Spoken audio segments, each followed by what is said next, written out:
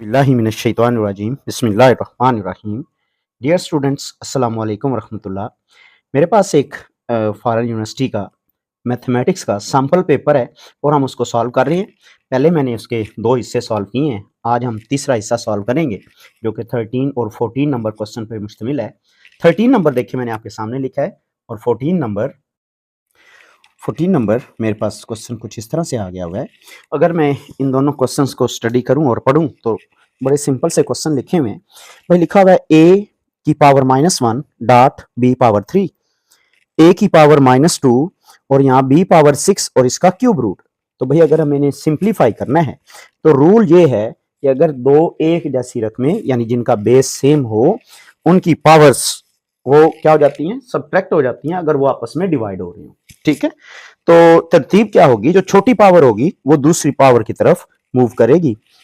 मेरे पास यहाँ पर लिखा हुआ है एक जैसी रकम में इकट्ठी करने लगा हूं, a की पावर -1 और a की पावर -2 डॉट, और b वाला भी इसी तरीके से लिख लेते हैं, b पावर 3 और यहाँ पर जी b पावर 6 है और होल पावर 1/3।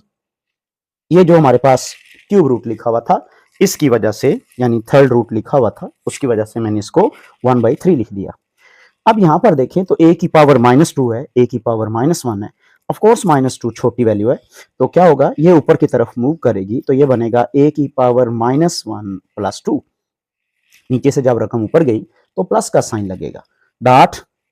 यहां पर मैं अभी तरतीब दूंगा, b की पावर 3 डिवाइड बाय b की पावर ये है 1/3 इंटू 6, तो 6/3 बनेगा which is equal to b²। अब यहां पर a जो है इसकी कीमत -1 प्लस 2 यानी 1 बन जाएगी और b की जो पावर है ऊपर 3 है नीचे 2 है, सो 3 बड़ा है 2 छोटा है, मूव करेगा 3 - 2, तो रिजल्ट यूं बन गया a और b की पावर जो 3 - 2 है वो 1 बन जाएगी, तो इसको हम लिख सकते हैं ab, that is simple form of this given expression. और ये एक्सप्रेशन कहलाता है इर्रेशनल। ठीक है, इर्रेशनल इस वजह से क्योंकि इसके ऊपर जो पावर है ये फ्रैक्शनल फॉर्म में आई हुई है। नेक्स्ट क्वेश्चन देखते हैं भाई, बहुत सादा सी चीज लिखी हुई है, एक स्टेप में क्वेश्चन सॉल्व हो जाता है। लिखा हुआ है x की पावर 1/3। देखें x की पावर 1/3 को मैं लिख सकता हूं क्यूब रूट यानी x का तीसरा जजर इनटू, मेरे पास ये रकम लिखी है y power -2 and +1 whole divide by. देखिए जी मैं यहां पर x क्यूब रूट इसका बनता है और यहां पर मैं इस रकम को पहले लिखने लगा हूं 1/y स्क्वायर लिखा हुआ था, तो ये बनेगा y पावर -2 एंड +1।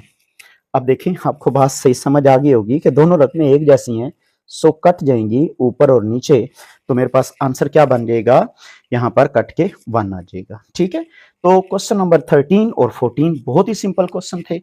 यहाँ से आगे हमारे पास ग्राफ का जो है वो शुरू हो रहा है क्वेश्चंस, तो ग्राफ से रिलेटेड क्वेश्चंस को नेक्स्ट सेशन में सॉल्व करते हैं।